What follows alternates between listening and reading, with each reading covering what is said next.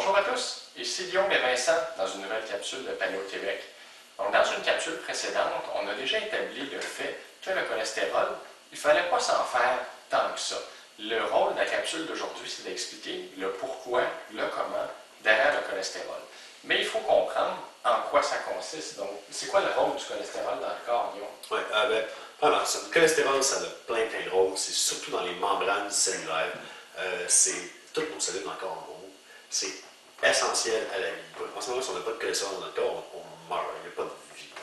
Donc, c'est vraiment important. Donc là, en parlant de cholestérol, justement, c'est pas quelque chose de démoniaque, c'est pas comme les gros le cholestérol, on en a besoin. Puis c'est justement nos cellules, même la majorité des cellules du corps peuvent en produire elles-mêmes parce que ça va être super essentiel. Okay? Donc, c'est une substance essentielle à la vie. Ensuite, souvent quand on entend parler de cholestérol, c'est dans le cadre d'un profil sanguin, puis là, on entend HDL, LDL, puis toute une grosse histoire autour de ça. Ouais, pourrais-tu débroussailler ça un peu pour notre auditeur? On va faire ça. Premièrement, quand notre corps veut transporter des lipides, des gras, donc comme des triglycérides ou du cholestérol dans notre sang, ça lui prend des transporteurs spéciaux. Parce que les lipides, puis notre sang, en fait, c'est beaucoup, c'est en majorité de l'eau, puis des lipides comme les triglycérides, puis le cholestérol, ça ne se mélange pas avec l'eau. Donc, ça prend des transporteurs spéciaux pour amener le cholestérol dans l'endroit du corps, pour amener les triglycérides, par exemple, du foie jusqu'au muscle pour qu'il soit brûlé.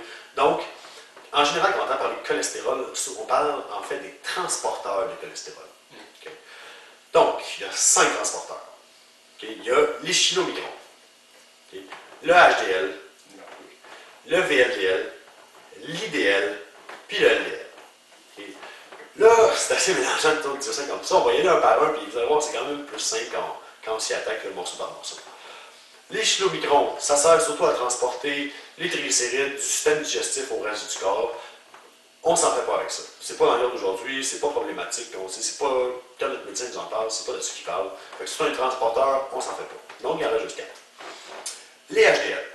Ce qui est intéressant avec les HDL, c'est qu'ils vont prendre le cholestérol dans le corps et ils vont le ramener au foie pour que le foie les dégrade et les réutilise dans d'autres choses ou envoie le cholestérol ailleurs. Puis les HDL, ce qu'on soupçonne, c'est qu'ils peuvent prendre des cholestérols qui s'accumulent dans les parois des cellules. Là. On parle d'athérosclérose parce qu'il y a du cholestérol dans les artères, c'est ce qu'on entend tout le temps. Mais le HDL, lui, il peut aller chercher ça et il peut les prendre, donc il peut réduire ses problèmes. Donc le HDL, c'est le bon cholestérol. C'est le bon cholestérol, ça on en veut, c'est important. Donc c'est notre deuxième transporteur. Les 3 autres transporteurs, ils vont ensemble. Okay? Parce qu'en fait, c'est le VLDL qui va se dégrader et qui va devenir les autres. Donc, le rôle des VLDL, ça va être de prendre les triglycérides et de les prendre dans le corps. Donc, les VLDL, c'est des grosses molécules qui sont pleines de triglycérides puis qui ont un petit peu de cholestérol. Okay. Donc, nos VLDL, ils se promènent, ils sont joyeux, ils vont donner des triglycérides. Puis, à mesure que les triglycérides s'en vont, ben, le ratio entre les triglycérides qui restent et le cholestérol, il change. Donc, au début, on a 80% par exemple de triglycérides, 20% de cholestérol. Puis, avec le temps, ça va être 50-50. On va même tomber jusqu'à 75% de cholestérol à mesure qu'ils vont en donner. Donc, nos VLDL donnent un petit peu de triglycérides, ils rapetissent, ils deviennent des IDL. Okay, donc, ça, c'est notre 4e transporteur. Les IDL, c'est parce qu'ils sont de taille intermédiaire, ou le I. Donc, tu sais, VLDL, c'est pour very large, c'est pour very large. Les. Non, pardon, je me. Very low density. Very low density. Oui, mais c'est des grosses molécules. Puis là, les intermediate, c'est des molécules moyennes. Puis quand on parle des low density, ben, c'est des molécules qui sont plus petites. Donc, notre VLDL va donner des triglycérides de petite grosseur, il va donner des IDL. La majorité des IDL chez quelqu'un normal vont être récupérés, puis ça ne pose pas un problème. Puis il y a une certaine partie des IDL qui vont devenir des LDL. Le mauvais cholestérol. Le mauvais cholestérol. Donc, on a les chylomicrons, on ne s'en fait pas. Les HDL, c'est le bon, on va garder ça. Les VLDL, ils font juste rentrer des triglycérides, c'est correct. Et à mesure que les VLDL rapetissent, ils deviennent des IDL plus petits, ou qui peuvent devenir des LDL. Ça, c'est le mauvais cholestérol. Parce que les LDL, eux, ils vont aller se fixer dans les parois des artères. Puis là, ils vont créer de l'inflammation.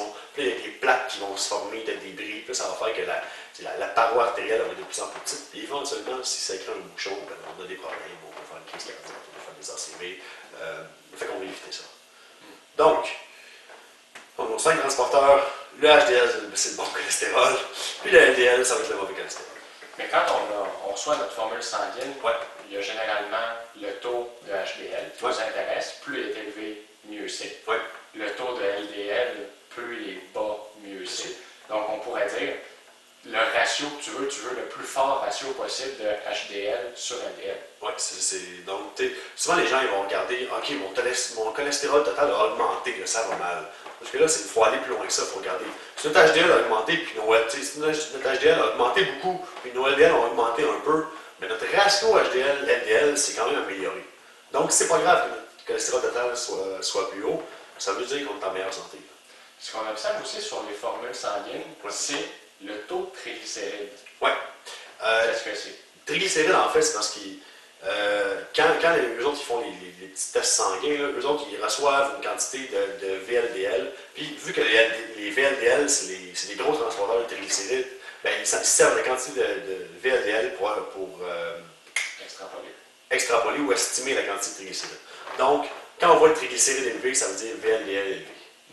Puis donc, quand on sait que si on a des VLDL élevés, ça veut dire que notre corps il a besoin de transporter beaucoup de triglycérides, ça veut dire qu'il y a beaucoup de gras en circulation dans notre corps, c'est mauvais signe. Et donc, quand le LDL est élevé, ça veut dire qu'il y a beaucoup de transport de gras. Ouais. Si les gras sont élevés et qu'il y a beaucoup de gras, c'est donc logique que le LDL augmente. Dans le fond, ce que ton corps veut, c'est transporter tous ces gras-là. Oui, ben en fait, ce qui se passe, c'est que si on a beaucoup de VLDL, ça veut dire qu'on va avoir beaucoup de VLDL qui vont devenir des DL puis qui vont devenir des LDL. Donc, plus on a de triglycérides élevés, plus on a de chances d'avoir des LDL élevés.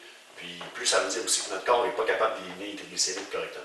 Fait que notre triglycérides élevés dans le profil sanguin, on veut pas ça. On veut les triglycérides très très bas, si possible.